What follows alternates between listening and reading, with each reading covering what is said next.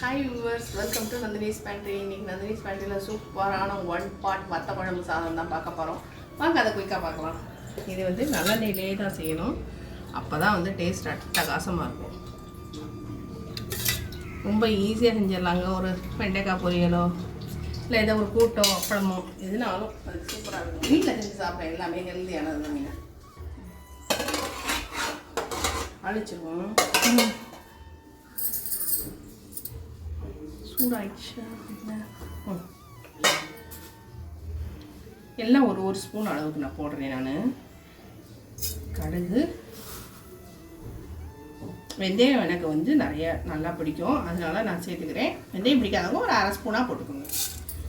1 spoon வெந்தயம், கட்டி பெருங்காயம் போட்டால் தான் நல்லாயிருக்கும். கட்டி பெருங்காயம்,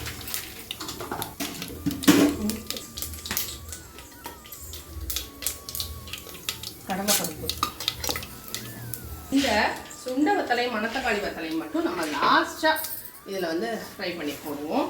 இல்லைன்னா அந்த சுண்டை வத்தலில் இருக்கிற அந்த கசப்பு அதில் இறங்குன மாதிரி ஆயிடும். 2 காஞ்ச மிளகா, ஒரு 5-6 பல் பூண்டு, சின்ன வெங்காயம் ஒரு 20 இருக்கும். பெருசாக சின்னது பெருசுமா.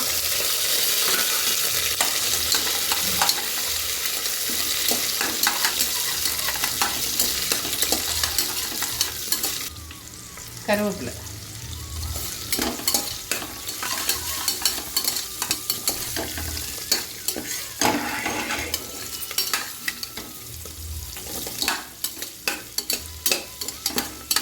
இந்த 2 டம்ளர் 2 கிளாஸ் ரைஸ் எடுத்துருக்கேன். அதுக்கு தகுந்த மாதிரி நம்ம புளி கரைசல், இந்த இது வத்த குழம்பு எல்லாமே சேர்த்து அதுக்கு தகுந்த மாதிரி உப்பு போடுறேன் நான்.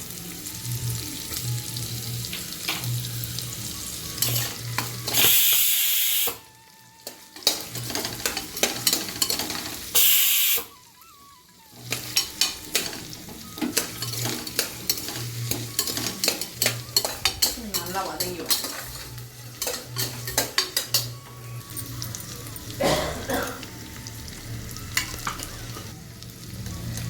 அதாவது இதுக்கு தனி மிளகாய் பொடி, மல்லிப்பொடி போடலாம். காரம் நல்லா தூக்கலாக வேணுன்றவங்க. ஆனால் எனக்கு வந்து நான் திரிச்ச சாம்பார் பொடி தான் நான் போட போகிறேன். நான் இதில் வந்து உரப்பு தனிவாக தான் இருக்கும்.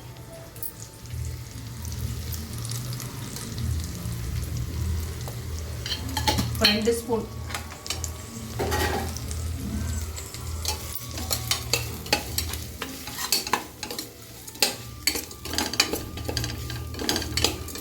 புளி கரைசல், ஒரு எலுமிச்சம்பழம் சைஸு புளி கரைச்சி வச்சுருக்கேன். இது வந்து கொஞ்சம் நிறைய இந்த புளி காய்ச்சல் வச்சுருந்தோம்ல, அந்த புளியும் வேஸ்ட் பண்ண வேணான்னு அதை மாத்திரம் இந்த தடவை ஃப்ரிட்ஜில் வச்சுருந்தேன் நான். சரி, அதனால் அந்த இதோட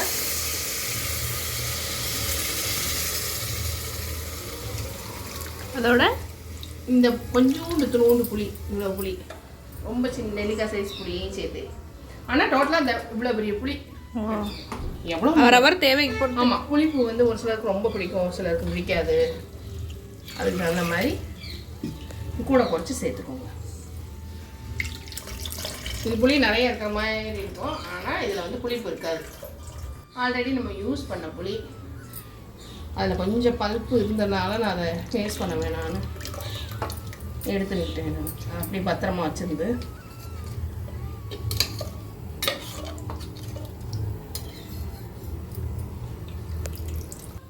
இப்போ இதுக்கு தண்ணி சேர்த்துக்கலாம்.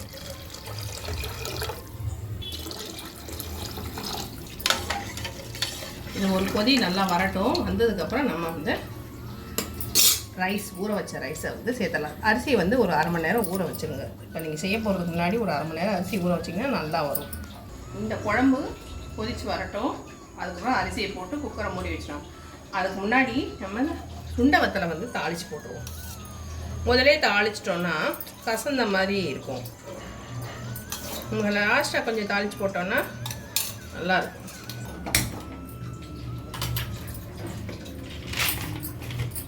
சுண்டை வத்தல் கசப்பு குழந்தைங்க பிடிக்காதுன்னா அது வந்து சும்மா ஒரு 5-6 சேர்த்துக்கோங்க. இதோட சத்து நமக்கு சேரணும். இதே பச்சை சுண்டைக்காய் கிடச்சிச்சின்னா அழகாக அதை உசிலி பண்ணலாம், பச்சடி மாதிரி பண்ணலாம், பருப்பு போட்டு சூப்பராக இருக்கும். அந்த வீடியோவும் நான் உங்களுக்கு செஞ்சு காட்டுறேன். நான் ஒரு 5-6 சுண்டை வத்தல். உங்களுக்கு ரொம்ப பிடிக்காதுன்னா குறைச்சிக்கோங்க. நல்லா பிடிக்கும்னா இந்த மாதிரி சேர்த்துக்கோங்க. அது தண்ணியில் விழுந்துச்சு. மணத்தக்காளி விட்டு நல்லா பருத்துட்டோன்னா இந்த கசப்பு தெரியாது.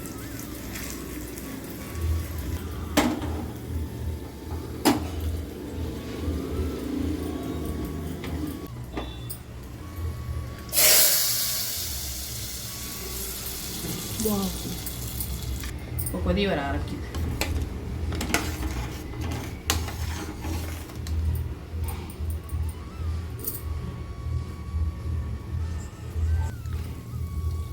அரிசியை நம்ம போட்டுடலாம்.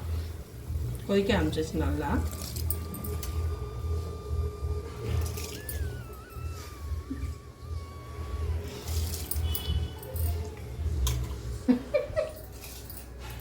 என்ன காமிக்கல? நீங்க என்ன சாப்பிட்றீங்க? பொரி.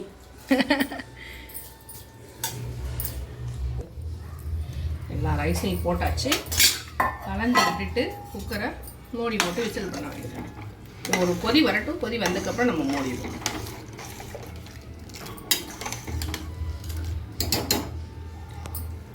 ரைஸ் போட்டதுக்கப்புறம் ஒரு கொதி வரட்டும். அப்போ நமக்கு வந்து பச்சை வாடை வருமோ அந்த மாதிரி சந்தேகம்லாம் எதுவுமே வராது. அதனால வந்து ரைஸ் போட்டதுக்கப்புறம் நல்லா ஒரு கொதி வந்ததுக்கப்புறம் நம்ம குக்கர் மூடி போட்டு 2 விசில் வச்சிடலாம். சூப்பரான வத்தக்குழம்பு சாதம் ரெடி ஆயிடும்.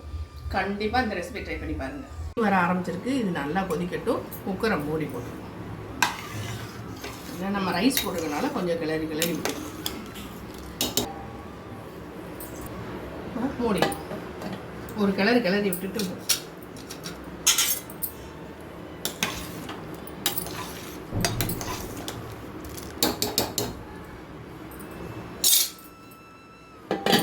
அடுப்பை சிம்மில் வச்சு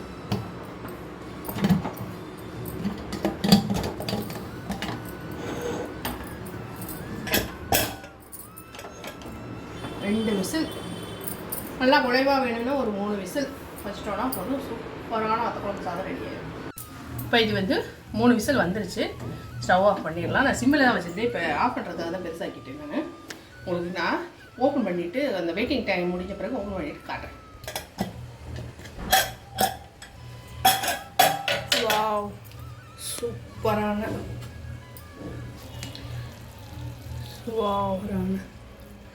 கொதிக்க இதுக்கு ஒரு அப்பளம் இருந்தாலே சூப்பராக இருக்கும். கரெக்டாக தண்ணி வச்சுக்கோ. ரொம்ப குழையவும் இல்லை, ரொம்ப அதாகவும் இல்லை. ஃபர்ஸ்ட் கிளாஸ் ஆவி பறக்க.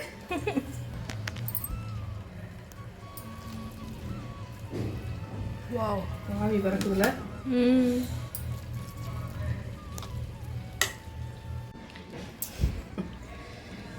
இந்த யம்மியான சூப்பரான ஹெல்த்தியான சுண்டக்காய் வத்தல், சின்ன வெங்காயம், பூண்டு எல்லாமே ஹெல்த்தியானது தான். நல்லெண்ணெய் வீட்டில் செய்கிறோம். அம்மா கையால் செய்கிறது ஹெல்த்தியானது தான். சூப்பரான வத்தக்குழம்பு சாதம் உங்களுக்கு கண்டிப்பாக பிடிச்சிருக்கணும் நம்புகிறேன். 1 part வத்தக்குழம்பு சாதம் நீங்களும் கண்டிப்பாக உங்கள் வீட்டில் ட்ரை பண்ணி பார்த்து ஃபேமிலியோடு ஜாலியாக உட்காந்து சாப்பிடுங்க. இந்த ரெசிபி பிடிச்சிருந்துன்னா லைக் பண்ண மறந்துடாதீங்க. உங்கள் ஃப்ரெண்ட்ஸ் அண்ட் ஃபேமிலிக்கு ஷேர் பண்ணுங்கள். நந்தினிஸ் ஃபேமிலியை மறக்காமல் சப்ஸ்கிரைப் பண்ணிடுங்க. தேங்க்ஸ் ஃபார் வாட்சிங். பாய் பாய். டேஸ்ட் பண்ணி பார்த்துருவோம்மா. வத்தக்குழம்பு சாதம் டேஸ்ட் பண்ணி பார்க்கலாம். சுட இதுக்கு ஒரு அப்பளம், வெண்டைக்காய் கறினாலும் சூப்பர். புளிப்பு, உரப்பு, காரம், பச்சைவாடையெல்லாம் போயிடுச்சு. நம்ம கொதிக்க வச்சுட்டு தான் அச்சை போடுவோம். சூப்பராக இருக்குது. கண்டிப்பாக ட்ரை பண்ணி பாருங்கள். பாய்.